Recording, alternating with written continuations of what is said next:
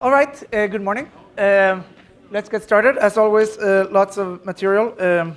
Just want to remind you that now it's really just 1 week left until your programming assignment 1 is due. So, and you still have a homework and as well next week. So, yeah, let's get started on that. Hope it's going well. Any general programming questions that you think everybody's interested in? Yes.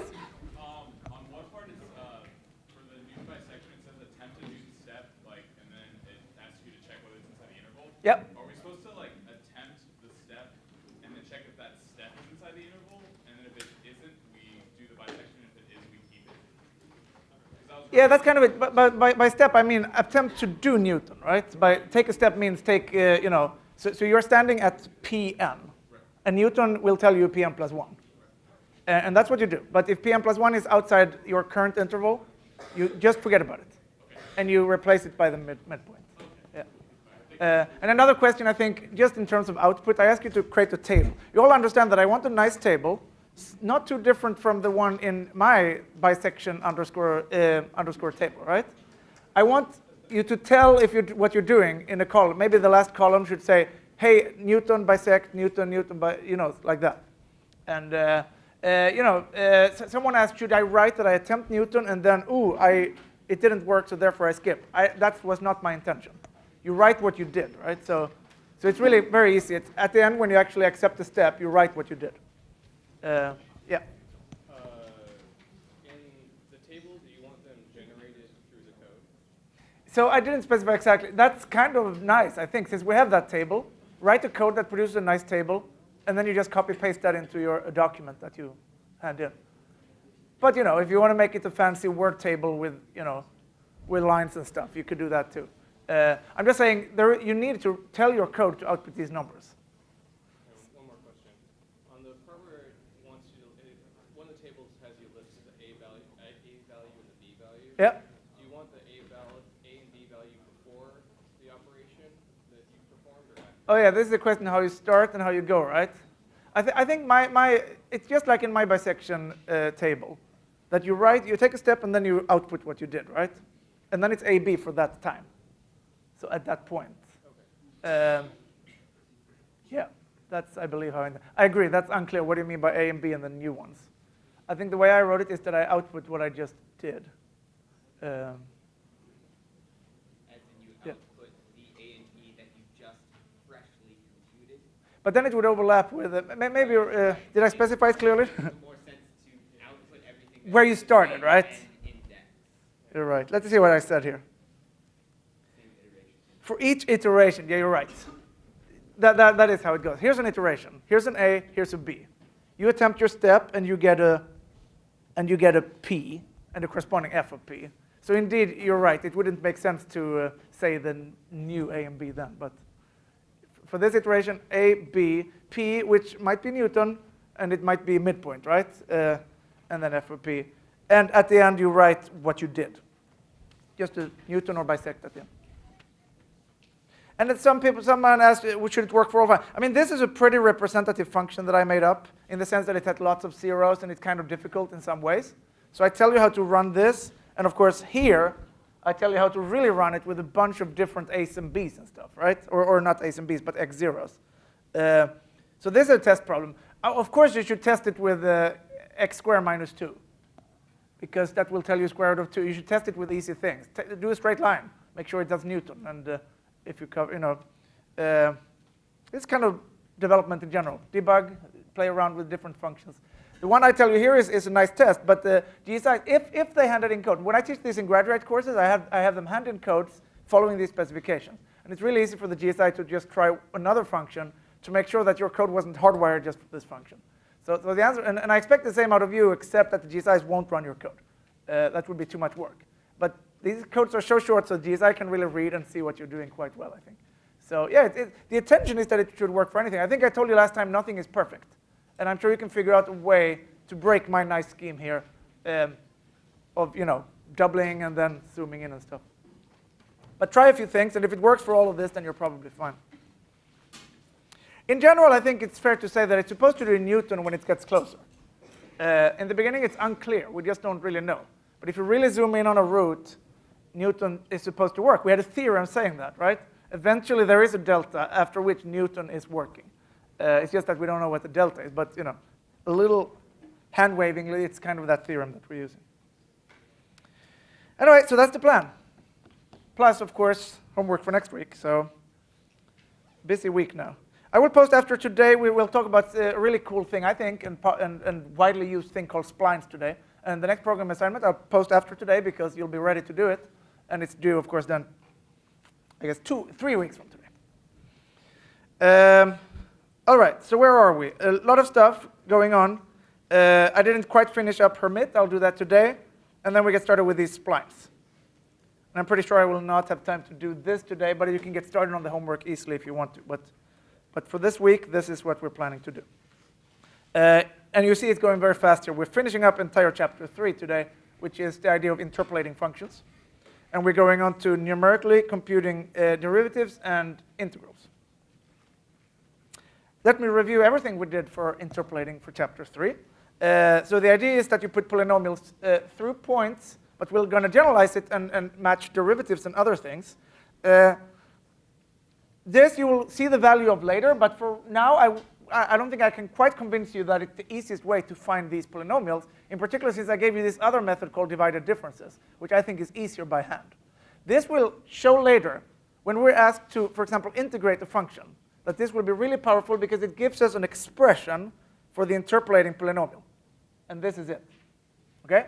It really just lines it out without solving a linear system. It can just write. And it's a kind of a funky form with a lot of x minus x0 times x minus x1, etc. Might not be the form you want, but at least it's straight out there. And the idea here is important to realize, because we're going to generalize this today, is to produce these interpolating guys that are 1 at one point and 0 at the other ones.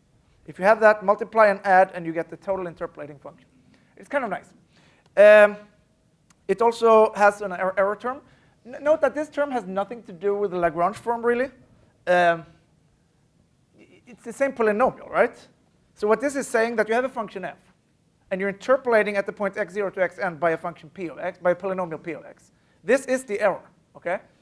Now, it looks a lot like this has to do with this slide, but it's the same polynomial, right? So you can compute that polynomial in whatever way you like. This is the error term for the interpolating polynomial degree n.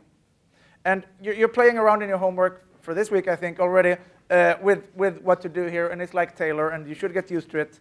But they tend to be better than Taylor. They tend to stay closer. Taylor really blows up close to the edges. But I'll show you cases when this can go wrong, too, today. We talked about this. This is leading up to the Neville's method that says that if you have 2 lower degrees polynomials, for example, you have 3 points, and you have the straight line between the first 2, and the straight line between the other 2, because you computed them. Then you can produce the cubic through all 3 using this formula. In general, you have a 1 degree lower peak 0. It's a lot of notation here. But you have 2 polynomials, this guy here and this guy here. And they are of 1 degree lower. And you can just multiply them and subtract in this way, and you get 1 higher. Is that good or bad? Well, it is what it is. We proved it. It's kind of straightforward. Well, the sales picture here is that you kind of, this is not for grading the final polynomial, but if you want all of them, you can build it up successively. And that's this Neville's method, that you can form a first column, which are just the values that you started with. And if you don't know anything about interpolation, it's actually called nearest point interpolation. The name suggests. Can you imagine what nearest point interpolation is? I give you a bunch of data, and you wonder, what is it here? Nearest point interpolation is, well, grab the closest data point to where you are, and that's the value, right?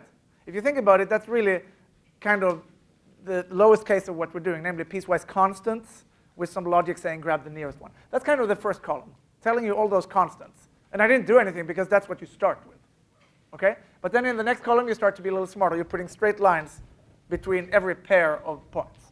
And maybe that's better. Maybe that's good enough, or maybe it's not. So then you combine them. And if you wanted to do it in this way, building it up using this recursive formula is a good idea. I did a MATLAB code for it. Read it, practice MATLAB, and see if you understand it. You can use this formula, but it's really nothing else than that formula from before.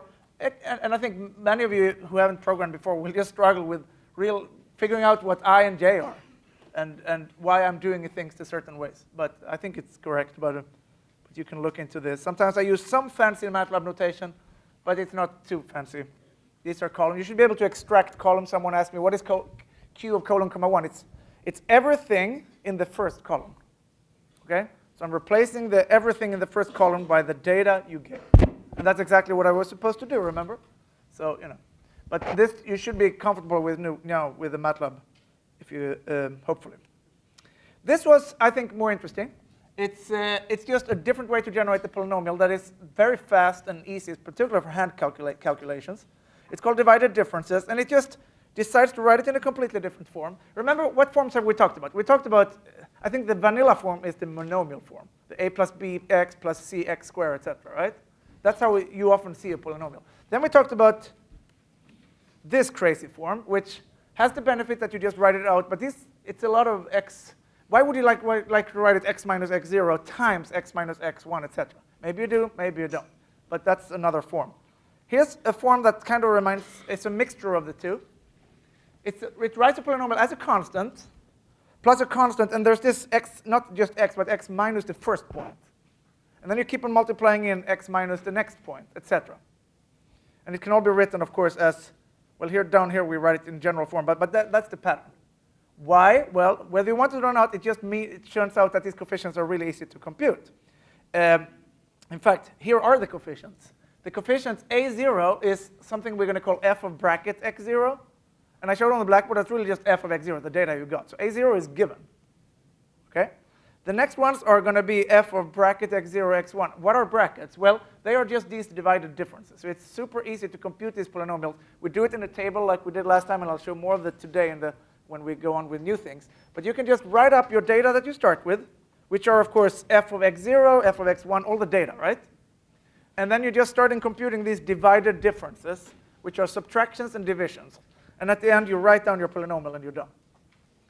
I think this is the easiest form to do that. And we'll see more examples of it. But I did some fairly complicated ones, like a fourth degree, that would be messy to compute with all the other methods.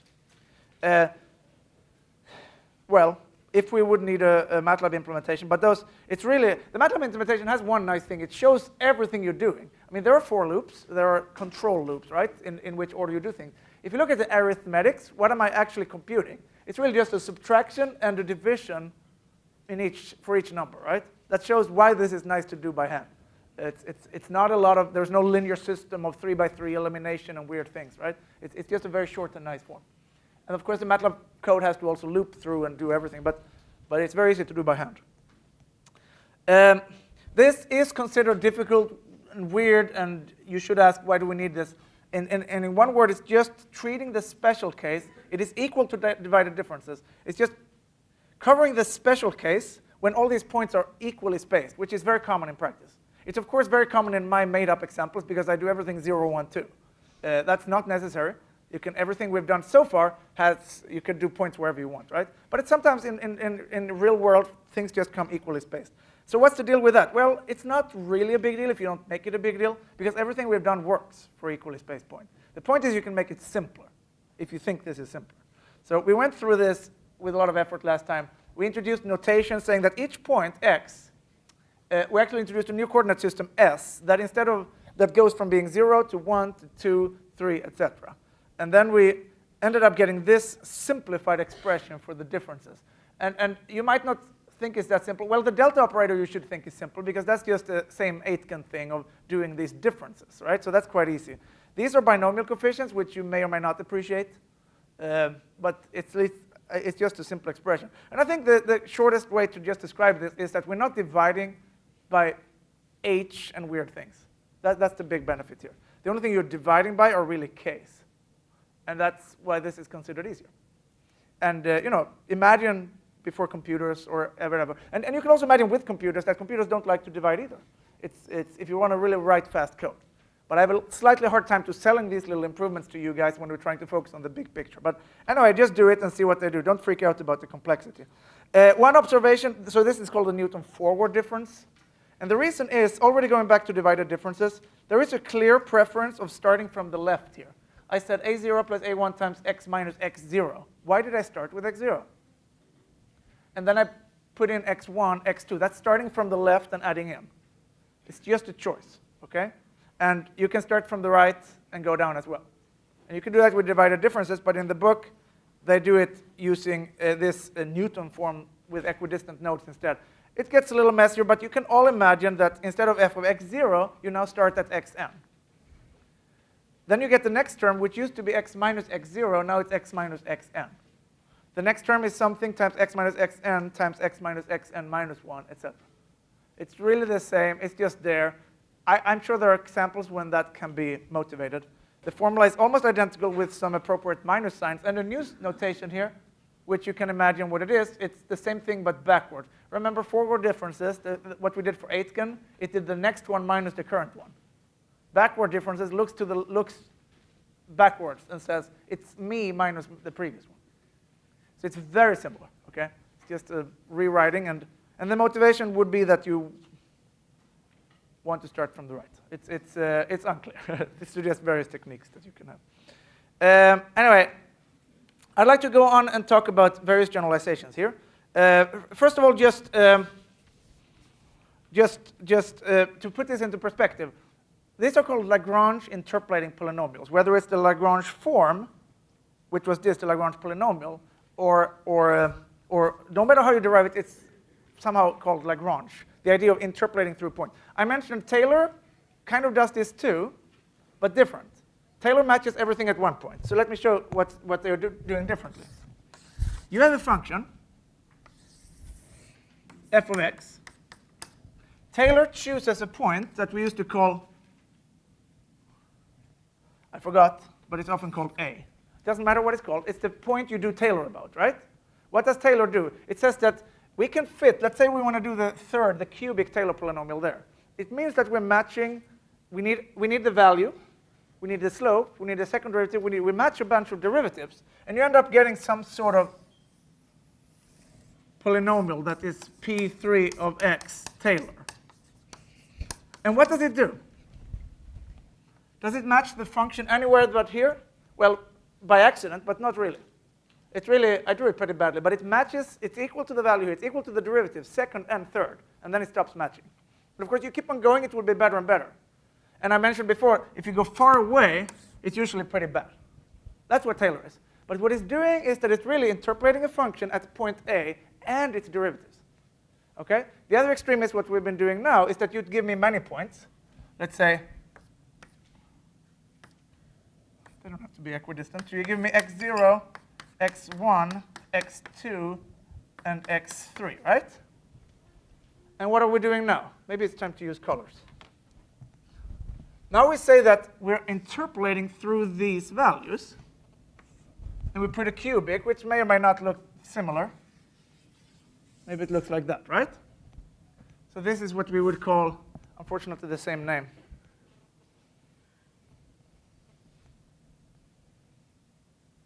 Well, sometimes T3, but P is really the name for polynomials. So this is P3 Lagrange. I'm just doing it to show, I mentioned before that this is in general better far away from A. It looks like that here, right? It's whatever it is, but it's just two different ways. But what's the similarities here? We are interpolating points. Lagrange is only interpolating points, but different points. Taylor only has one point, A, but it interpolates not only the value, but also a bunch of derivatives. What will this lead you to think? Is there a nice generalization of all of this? How about, I mean, you can do stuff in between, right? So let's count points here. If we have 4 points, I could match 4 coefficients and get a third order polynomial. Or I could match the value, the derivative, and the second and the third derivative, right? So it all has to match up. Can you imagine something in between there? What if I take 2 points and match value and derivative? Then I will get 1, 2, 3, 4 coefficients or conditions, and I should be able to fit a cubic polynomial. It's kind of a weird thing, but it would say that let's just keep these 2 points, and I also want the polynomial going through. But instead of saying I'm not going to use these points, I'm instead going to say it has to be equal to the derivatives here. You see how it's something in between Taylor and Lagrange? That's the whole idea, and it's a very powerful thing. It's called Hermite, what I just mentioned. Let me show you the general framework here. They're called osculating polynomials for I don't know why. So a lot of notation here. You have a bunch of points. Each of these points, you're going to match many things. and we call them mi. Okay? And now you grab a polynomial that is really high degree here. And the oscillating polynomial is a polynomial that interpolates in the following way. It finds a polynomial p of sufficiently high degree such that it matches. You remember I used to say it agrees with the function? It's equal to that. So start by just saying k is equal. All these k's are equal to 0. Okay? Then there are no derivatives. So when all these m's are 0, all these k's will also be 0. And you're really just doing what we already did. P are equal to f, right? So I'm matching the 0th derivative, namely the value. The other extreme is that you only have 1 point, but m is high. That's going to be Taylor. That means that I only have 1 point, but I'm matching the value, the first, the second, etc. derivatives, right? The generalization is that maybe you have 2 points, and you have mi equals to 1, which means what I said, namely you're matching p at each point is equal to f, but p prime is also equal to f prime. Nice generalization. We can do all of these. Here are the special cases we talked about. If you set n to 0, you only have 1 point. That's a Taylor polynomial. And to make it interesting, you better make this number m0 more than 0. Otherwise, well, you can do the constant if you want to. But the idea with Taylor was to have that a little bit more interesting, right? The other extreme, or special case, is that all of these m's are 0, so there are no derivatives. All you're doing is that you have a bunch of points, namely n plus 1, and you're fitting the nth Lagrange polynomial through those points. Everything in between you can imagine, including combinations. But one special case is what I just mentioned, that you bump up the m to 1. So it's kind of like Lagrange, but I'm also fitting derivatives. If you want to, you could actually take these 4 points, keep them all, but say, I also want to match derivatives. Okay? You can imagine that will be a much better polynomial. It means that the way I drew it, this blue Lagrange does not have the same derivative here as the actual function, right? I mean, why would it? But now I'm saying they should be equal. What degree polynomial would I need to make sure that happens? This is just counting degrees of freedom. So suppose I want all of these derivatives to agree, as well as the function values. I mean, I have to bump up the degree of the polynomial, right? It's the only chance. Well, you just count. It seems like I used to have 4 conditions, 1, 2, 3, 4 values to be interpolated. That gave me a cubic polynomial. Now I'm telling you I want 4 more things. I want 4 derivatives to be equal. So you better go up to p equals 7. Or k, sorry. Well, is there a name for the? In this, there is no notation. A degree equals 7, right? Because there are 8 coefficients. That's how simple it is. Or you reduce the number of points, or you do whatever you want. So this is what we're going to do. This is a generalization, but much of this chapter, in fact, the name of the section is Hermit, focusing just on that last case. It's just nice with one little slide saying, hey, there's a lot of in-betweens here. You can interpolate whatever you want, mixing derivatives, doing certain things. But let's talk about the Hermit. First, let me show you how you can do a quick and dirty Hermit by hand. Just like I said, you kind of knew how to fit polynomials already before, and I guarantee you already know how to fit derivatives. So here's an example of a Hermit. Interpolation. I'm, of course, going to use my normal way too easy numbers of 0 and 1. Remember, I like these points. They're too simple, but it keeps the numbers very easy here. OK, what can you do with 2 points if it's all Lagrange? You can fit the 2 minus 1. You can fit the first degree polynomial, right, through them, just matching values. That's a straight line. We knew that already. It's not very interesting. Hermit tells you that m is equal to 1. You're also going to fit derivatives. So this is not enough. I need to tell you what derivatives I want. And just for my simple example here, let's say I want 0 derivatives. That's a way to draw a derivative. You draw a little slope. OK, now what degree polynomial will it be? 3, right? Because I have 4 conditions that I have to match. I better have 4 unknowns, 4 coefficients in my polynomial. The formula will also give it to you, right? And just drawing it, I'm looking for a polynomial that is equal to 0 here and has a slope of 0. So I better have a polynomial that starts off like that, right? Same thing up here. It needs to have a slope of 0. I'm looking for that polynomial. That's what they want. So can you do this by hand? Just easy, of course. Find Pn of x such that, listing the conditions, P of 0 should be 0. P of 1 should be 1. That's just Lagrange, right? And now two more. Pn prime, if you differentiate it at 0, should be equal to 0. In general, of course, this should be something more interesting. We'll do that later. I'm just keeping it simple now. And just like you could do this in high school, you can do this way. 4 equations, 4 coefficients. So the minimum n you need is going to be 3, because that gives you 4 coefficients of a polynomial. And you can, of course, just write it in this form, because if we get a choice, we normally like to write polynomials in this way. Although hopefully I've convinced you that there is no good reason to do that usually. We have better forms. But now we don't know better, and why not just write it like that? And turning the crank here, you can imagine what I'm going to do, right? P3, you plug in 0, and you actually get immediately that d is equal to your polynomial at 0, and it should be equal to 0. And you just keep on going. A plus b plus c plus d, and that should be equal to 1. But you also have to differentiate it. You're getting P3 prime of x is equal to 3ax squared plus 2bx plus c. So then you have 2 more equations. P3 prime at 0 is equal to c, which is equal to 0. And P3 prime at 1 is equal to 3a plus 2b plus c, and we want that to be equal to 0.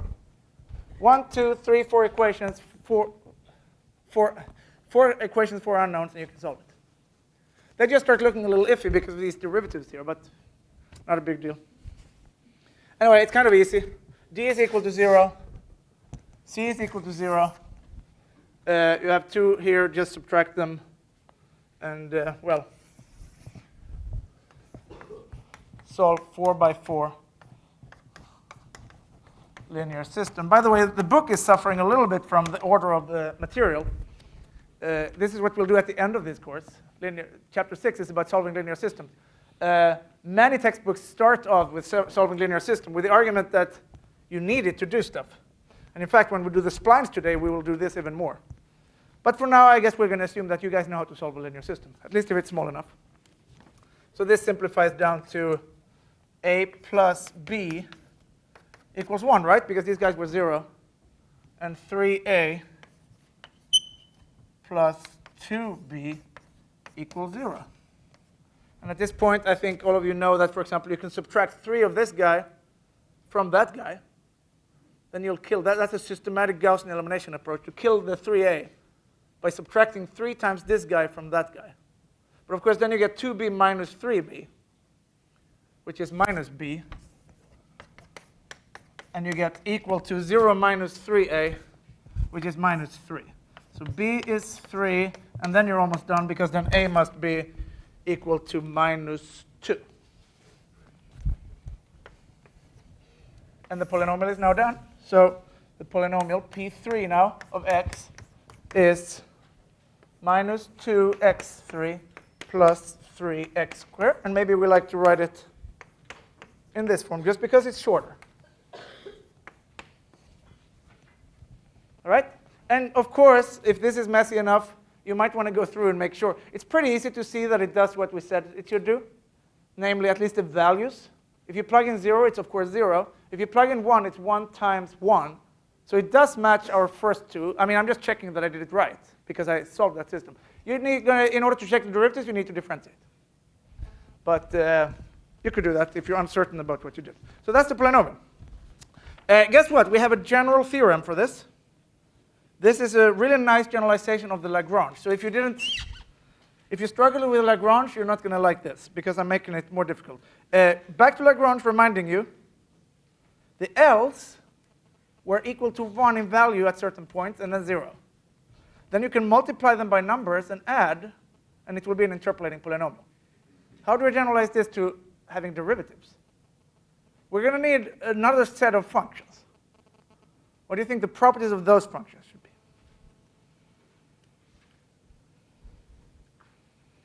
Well, here's the answer, but it doesn't say those properties. I'm introducing a bunch of h's. That is a generalization of those l's. Okay? So they will be equal to 1 at some point and 0 at all the other ones. I also have a bunch of h hats. What do you think they are doing? Remember, I want to match values and derivatives. I want to do exactly what I did before in Lagrange, namely taking basis functions, so to speak, and multiplying by numbers. So clearly, the derivatives must come in somehow. Well, the trick here is that these h hats are 0 at all the points. And they have 0 derivative at all the points, except for 1, where the derivative is equal to 1. Do you see that that's a clever idea? Then you multiply it by the derivative you want at that point, and it will give you, fit that piece of the puzzle. Anyway, let's start up here. The Hermite polynomial, I'm now calling it 2n plus 1, simply because if you have n points, that's the degree. So in my case here, n was equal to 2, and I'm getting a polynomial of 2n minus 1, which is degree 3, right? So that's all good. I write it, this is exactly like Lagrange. You're taking some sort of functions h instead of l, and you're multiplying by the values. And it will work exactly like Lagrange. These guys are 1 at some points and 0 at all the other ones. Then it's adding in, look at this. I'm multiplying by the derivatives that you gave me, in this case 0, 0. So I wouldn't multiply by them at all, but in general you would multiply by those derivatives times a new set of function. And going back again, these h hats are really just doing the same as the h's, but with the derivatives. So they're equal to 1 in the, they have derivative at 1 on 1 point, and on each of the points. And you add them up, and you get the polynomial.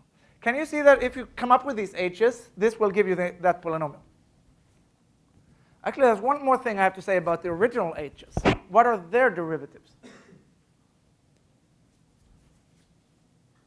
In order to not mess up what we're doing later, they must have 0 derivatives. Okay?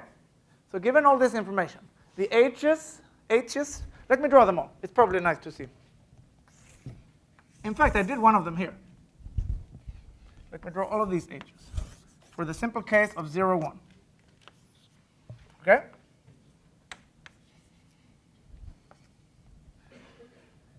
H, and remember, as I said with the L's, that same, maybe you don't even need to write the n, because now we know what n is, right? So it's the first h, h0.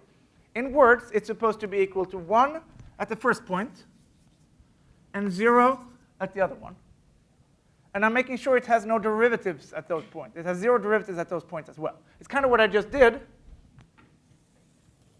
And this is what we call h0 of x, right? Or h of 2, 0. But I'm not going to do that.